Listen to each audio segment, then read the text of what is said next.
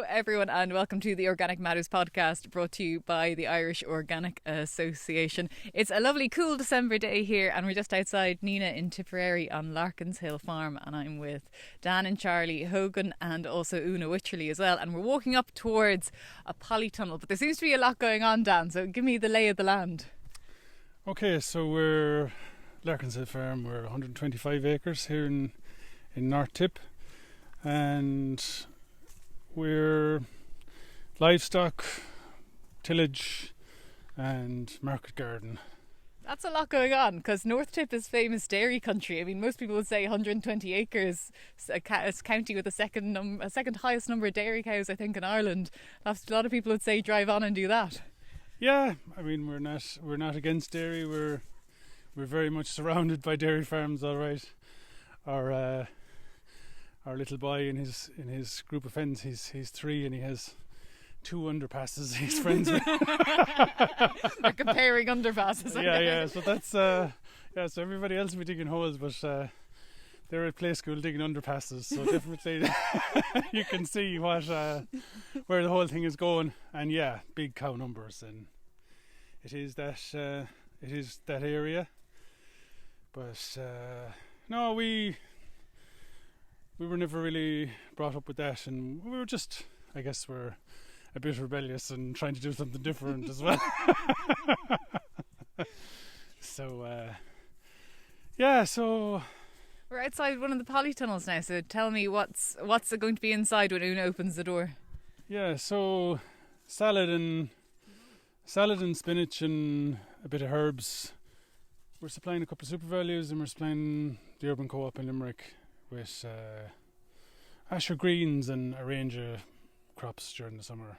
And how did you think about it? Because you said your parents were always doing something a bit like this. I think you said that you and Charlie went away to Ag College and probably would have been kind of told to maybe go on one path, but you seem to have gone your own path. Why?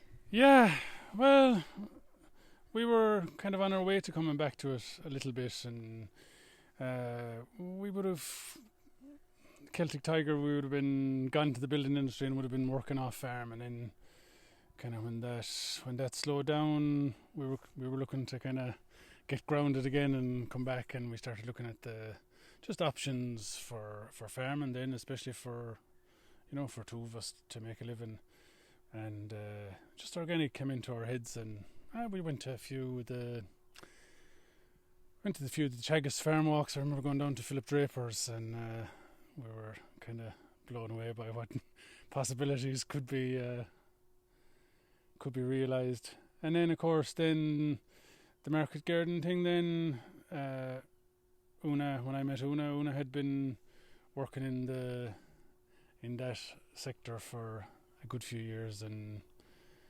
she kind of introduced us to that, and we kind of saw the possibilities. And I think originally I remember saying to Una, "Why don't you do this here? I mean, I want nothing to do with it." I think I had that vision too, Dan, to be honest. But you slowly crept in over my ditch. you found him in here taking slugs off lettuces and stuff. Yeah, no, he couldn't resist. Yeah. I mean, how many polytunnels do you have here now in total, Una? We've 3 commercial tunnels at the moment. Yeah. We've scoped for more. We're just kind of checking, deciding on what our market's going to be for 2025 first, and going to see where we're going to develop and what road we're going to take. It's kind of been a bit of a journey really over the last few years. We've chopped and changed and started with a very small polytunnel above in the yard, and now gradually we've been adding tunnels kind of as we've gone along, and made some investments. It's really evolving the whole time. Like we've we started the first year. We ploughed a little corner of a field and we put in spuds and a few things for ourselves, and then I can always remember a friend of yours got sick, and then we said, geez, we'll give him a box of veg, just kind of a care package. And then it kind of came to our head then that we'd do a few more, and friends and neighbours and all the rest of it, and that kind of evolved then into doing a few local markets, and then you try something else, and you're kind of. And was it working financially? Because it could be hard in the beginning. You find that you're putting so much labour in that you don't account for the cost of your own time. I mean, have you kind of reached a stage where it's making a bit of a return for you now? Yeah, I mean, I guess initially in the startup phase, I suppose it did make sense. We were transitioning to kind of moving on to the farm, getting the house built, and making that kind of transition. And also we were just kind of a new couple together, learning how to work together as well was kind of important to figure that one out slowly. So that was kind of important, and so developing a small market garden first was probably essential in kind of really finding our feet together.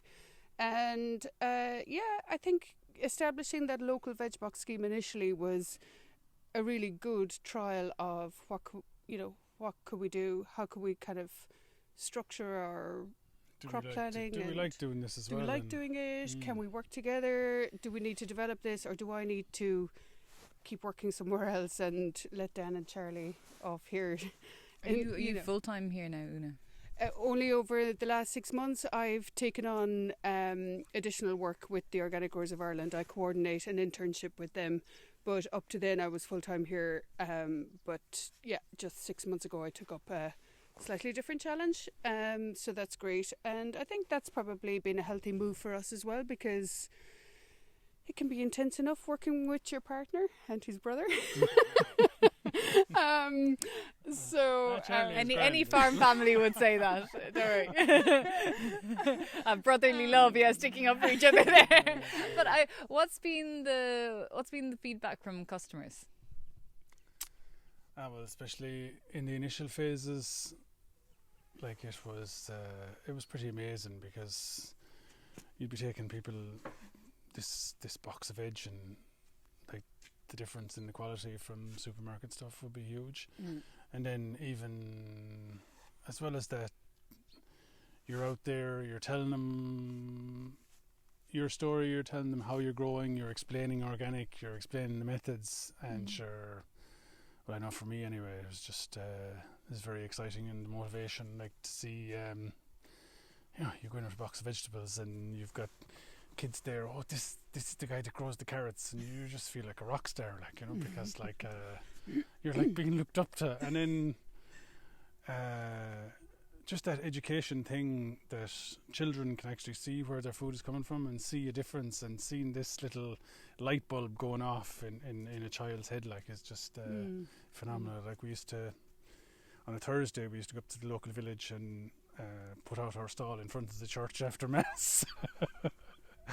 But the highlight of the day anyway was the school children would be coming out from the school is just beside the church, so they'd be coming out, they'd probably be singing for Mass if it was a bit of an occasion or whatever, and give them all an apple on the way back, a discovery apple, like, and they were just so really nice. So it is more than it was more than financial, like the rewards, Yeah, so I think that was probably important for us to really kind of find our feet in the community as well, and to really kind of understand that this is probably the journey we wanted to go on, and it has changed. Like, the veg box scheme became a little bit unpractical in the end. We were kind of up to maybe 30 boxes, I think, and the logistics ended up kind of killing us. We were doing the growing, the packing, the delivering.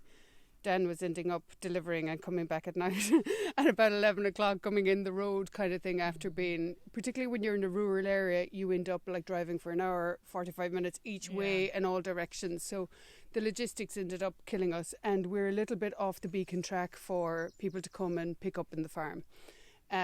So we kind of changed our model a little bit. Then kind of around COVID time, there was kind of interest from a very large veg box scheme in Dublin, and we ended up growing 10 acres of veg for that veg box scheme then at that time. So this whole field here that we're standing in.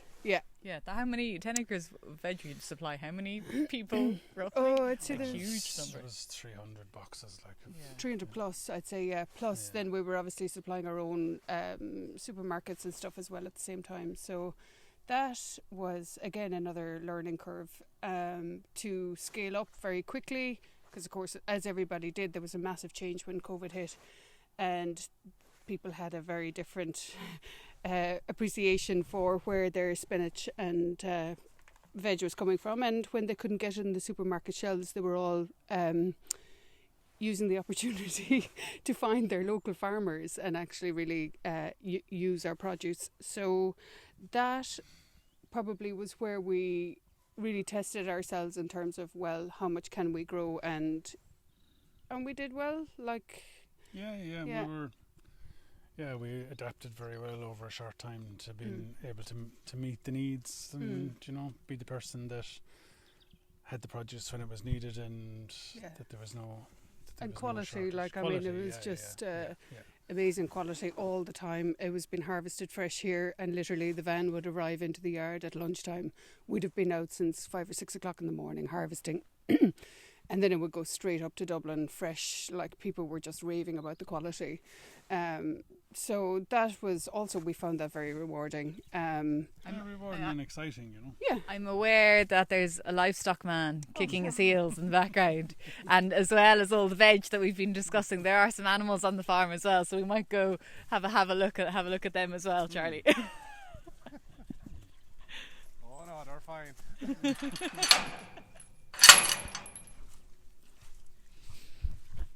So we've just walked up to another part of the farm, and there's cattle here in front of us. And Dan, I know you were saying that your parents had kind of slimmed it down to, maybe was it a 50 suckler cow operation? But I mean, Charlie, what is it now? Are you still predominantly sucklers, and what breeds do you have?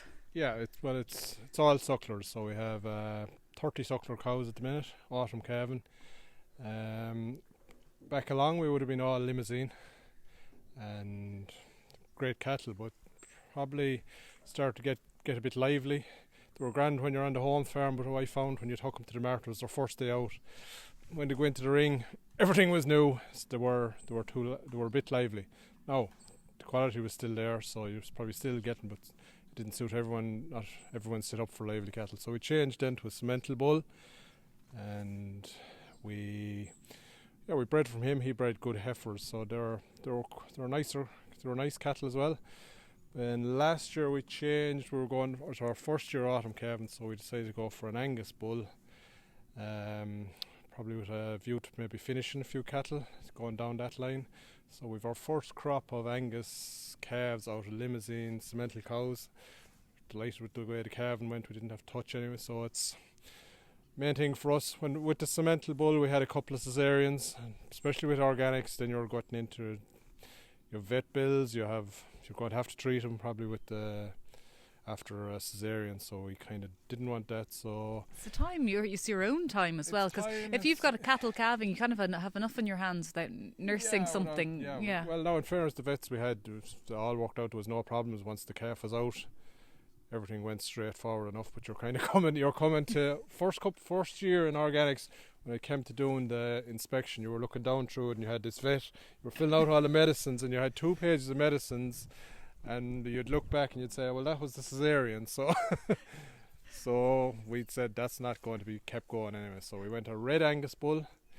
We calved 30 cows. We have 30 live calves. We had to vet one that was coming upside down.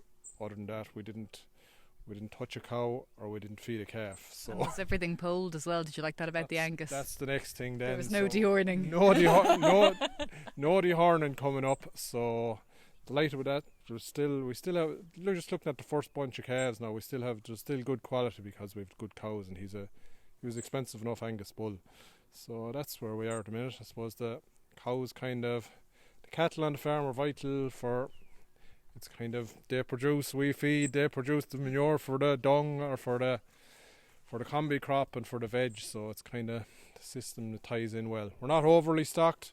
We kind of have what cattle we have. We've accommodation for them. The accommodation was there from probably the first reps. That shed was built with the first reps. So there's a bit of combi in it now, but there's it's all a straw layback. So we've enough accommodation handy for for any cattle we have for the winter. So they'll get fed the red clover silage. You pass the field up when we're coming up, the red clover silage, and the younger cattle might get combi crop if it's not sold. How do you find the red clover silage? How do you grow it? Yeah, it's no problem. Are you ploughing? And how many times? Every couple of years, or how do you manage it? So it's coming into rotation. So we've one big field of red clover. That's in its second year now. So that'll probably come out. It'll be one more year red clover silage. That'll come out. Combi crop will go into that, and it'll get rotated around that way. We might grow oats if we're kind of thinking about it, looking into maybe see if Flavins are back looking for contracts again. So that could be something that might go in there. All depends. The only thing is you're kind of back growing, not sure what you're getting. At least with the combi crop, you're the one that's setting the price.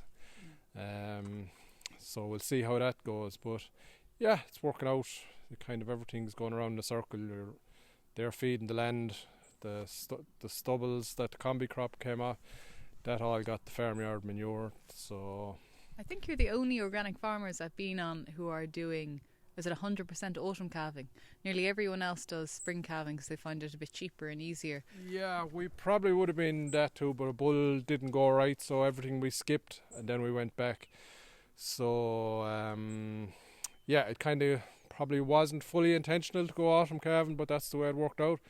This is our first year at it now. It's going well so far, but we were blessed with the autumn we had. If it was last year, cows aren't even in now. Cows and calves are still out. They'll be going in very shortly, but this time last year everything was in for 2 months. Potentially, I guess if you're finishing though, then you'd be better off maybe for, say, coming up to the Christmas market, because usually prices increase in the winter period. Yeah, we'll say before Christmas and up to probably May is probably when the highest price for the organic is. We haven't finished yet, so I wasn't really keeping an eye on what. You'll be bang on then under the 30 months if you're coming under. The best laid plans. We might be working out well enough to ourselves, you wouldn't know. But yeah, that's where we kind of are in the livestock. The last couple of years, look, you couldn't complain.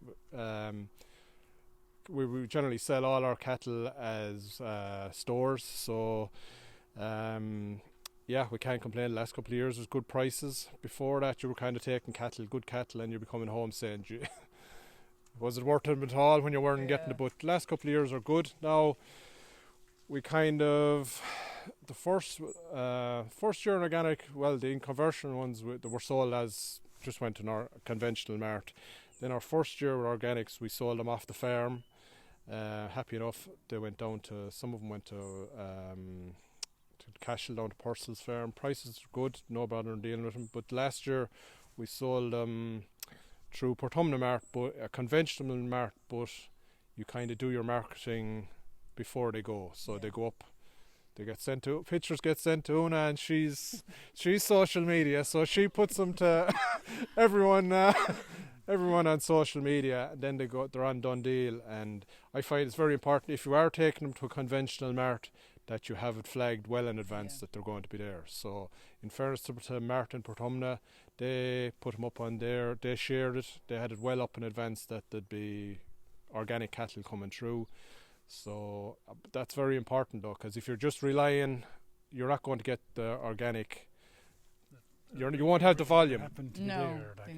So you just if you've it put out in the world that the cattle are coming, then the next thing, poor Charlie's phone is hopping for 2 weeks, and you're going, are you? Yeah, and even you've got guys that will come to the farm and see them, and then be saying, okay, well, sure, I know what they are then. There were a good few lads. They were coming. They were going to buy online. They mightn't, like we have had. Time or something. They wouldn't have time. There was a couple of lads. There was one lad said, I might be at silage on the day. He said, I won't get, but can I come see them? Then I'll bid online. He'll know. So yeah, it worked out. That's heartening though, isn't it? It's nice to have the interest. Yeah, one thing we find here, there isn't an organic, fully organic mart too close. You were talking about, I think over an hour is probably the closest organic mart that be to us. So it kind of doesn't really suit to take them to a full organic market. But once you have them marketed and the lads know they're going to be there, and then on the morning just put up what lots onto your ad and just create a WhatsApp group, WhatsApp everyone that's had interest in them. So that's the way we've been selling them up to long now. I don't know, you said Una was doing all the social media marketing. I think, Charlie, you might have done a fair amount there. I take the pictures and send them on. Well, a picture is worth 1,000 words, isn't it? Will we have a look at the combi crop, because you mentioned it a few times, so we'll just go have a look at that. So Una, I was talking to you earlier about the combi crop, so explain for people maybe who don't know what combi crop is. What is it? Well, it's a mixture of peas, oats and barley grown together as one crop basically, and it's we're using it for feed and everything for the livestock afterwards. So it's it's a really great feed. Are you new to growing combi crop? Would this be one of the first years that you've grown it? This is our second year. We started off when the lads had the veg. One of the fields we sowed whatever veg they had taken, and the rest of it went into combi crop. So there was about 7 acres of combi crop. In year one, we were delighted the way it went. We kind of fed a good bit of ourselves, and we had some repeat buyers that were taking half-ton bags of it rolled. So it worked out well. It was a difficult harvest. It grew well, but there was probably losses because the first year was, I think, when we sowed it was very dry. Then it started to rain around the 1st of June, and we got not only thunderstorms then until harvest. So that way there was losses. We found. Now you have to be careful with the peas in it. If it gets too rich, if your peas go too high, it's probably variety as well. They will kind of go down. You need a patient man on the combine to cut it. We're lucky we have that. You're looking at each other there. I'm wondering. No. We have a more patient man comes in and cuts it. So that was the first year. We were delighted the way it went. So the last year then we kind of doubled up. We put the full of that vegetable field into combi crop and another bit as well. So we had 16 acres. That's it there. That's the unrolled part of it. So last year I think everyone found that peas really dominated. It was anyone that I was seeing on social media, and they all said it was a great year for peas. So there's loads of peas in it. And peas is what you want, because peas is the protein. So that's half of it. There's 15 tons maybe there. So it probably did about 2 tons to the acre. That's pretty good for organic. Yeah. It's not weighed, that's just judging by the trailers coming in. So the combine man knows what's in his trailers. He was saying, so we've rolled 15 tons, we've another 15 there. And is this, growing more, I don't mean to cut you off, but just to give some context to people, there was a survey done and it was found that with all the extra organic farmers who joined recently, I think about 50,000 tonnes of organic feed is going to be needed. Now, there aren't a lot of tillage farmers in Ireland, and there are even fewer organic tillage farmers in Ireland. And then importing the feed usually means that you're looking at, usually they say organic feed is maybe at least double the price of conventional feed, and then if you're importing it, I know it can be nearly 3 times. So what you guys are trying to do is to domestically produce organic feed and then create a market for yourselves as well. Yeah, the extra amount was driven by that survey where they surveyed what organic feed would be wanting.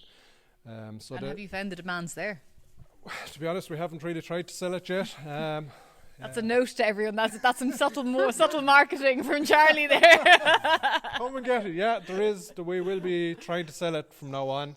The main reason we didn't sell it up to this is we're just trying to figure out what we're going to need ourselves. There's certain lads take it. They're taking what they took last year. Now, the main thing is, if you say to anyone we have it, the first thing they'll say, did you get it tested? So there is a sample gone to the lab last week, so I should have the results from that this week. So it's kind of better, for your own sake, if you were buying it, you'd like to know it was tested too. You're kind of saying, as you were saying yourself earlier, there's a huge variation in in crops. So we have the land here. That's the main reason we grew it. A lot of the organic farmers maybe up the west, or maybe in places where they mightn't be able to grow as much. So if we can grow it down here, at least is native and is that's the other big thing with it has the potential to do high yields. Yeah. And it's that the combination of the couple of different, the barley and the peas and the oats, that you get this thing where it's more than the sum of its parts. And suddenly, if you can do, like we think you can do 2.5 ton, we just think the potential for it is on the right land. How are you finding the milling side of it though? Because that can be a huge issue for people in terms of, like, I know this isn't rolled, but like, how are you finding the rolling side of it, or the bagging side of it, or all that kind of stuff? Yeah, there's work to it. Doing it all yourselves? We get in a contractor to roll, so he rolled half it there in start of a day. So it's rolled and it's treated with acid. So once that's done, we find there's no problem with it. Stores, we had last year's stored for. We only used the last of it before this year's crop came in. So some people are rolling it as they want. There's a bit of work to bagging it. We're not really overly set up for bagging. It's shoveling and tractor work, but if someone's calling to the yard and taking it, and you're getting, it's trading around 650 a ton rolled, so rolled and treated, so you will work a bit for that. I think as well, I mean, I think it's like the vegetables, we're testing the market and stuff. If there's demand, if it goes well, like, you're happy to make the investments, Charlie, in terms of, machinery or whatever we need for it. You just kind of can't make that layout straight away, until you actually have a decent market established as well and know where it's going to go. I think we've covered a huge amount, and you guys said to me earlier, God, this podcast could be an hour long, and it could be an hour long, but I'm conscious as well of your time as well, because I know that you've got a TV reading coming up. So look, I'm wondering, the final question, next steps or plans for the future. You mentioned they're just trying out a few different things, so we'll keep it easy. We won't have a 10-year plan, but just say the 2025 plan. What do you think that'll be? Roughly. I'd say it's going to be exciting anyway. Yeah, I'd say from the cattle point of view, we're probably going to start finishing a few cattle. We probably won't go any higher with They're the not keen on that. No. Well, all depends now. After dinner we'll decide what way a lot of things go. There's a good amount of TB around, so hopefully pass the test. But yeah, probably start finishing a few cattle, and there's other things going on then as well. There's probably trees or forestry or native woodland is kind of, Una's doing a lot of work there, research and And then I guess from the veg side, what do you think will happen? The veg side, I think we're probably going to stick with what we have, but probably try to work a little bit more with developing our local market again.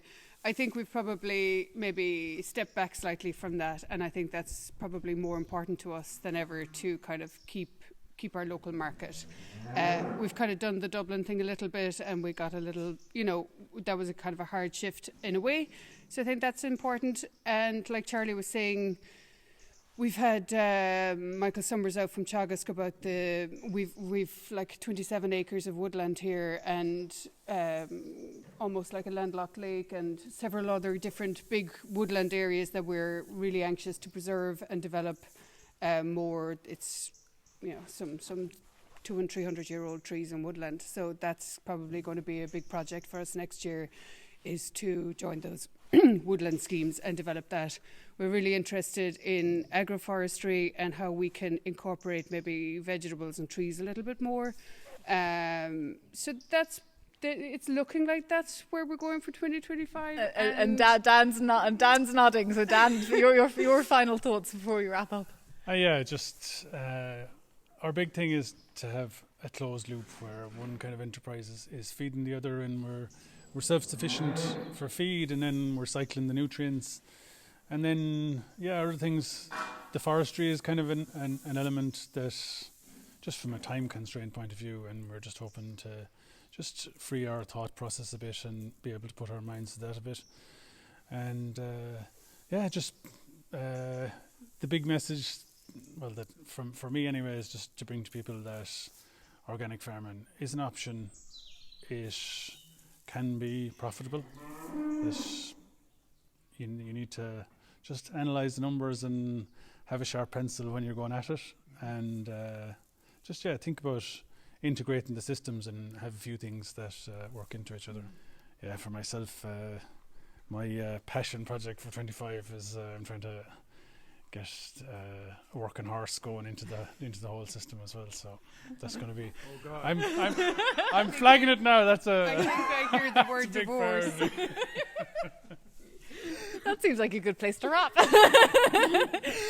Thank you all very much. For everyone who's been listening, you've been listening to Organic Matters, the podcast brought to you by the Irish Organic Association. I'm guessing there is a social media page for Larkin's Hill Farm. Is there, Una? Just give that a quick plug. Just Larkin's Hill Farm. We have a website that's not very active, but yes, our Instagram, usually Larkin's Hill Farm, is where you'd reach us. Lovely. Yeah. And obviously Charlie's already plugged his combi crop, so that's done. If anyone else wants any more information on organics, they can go to www.irishorganicassociation.ie. And of course, there are other organic suppliers of combi crop available as well, just in the interests of equality. But from me, Hannah Quinn Mulligan, thank you all very much for tuning in, and we'll be back again in another 2 weeks.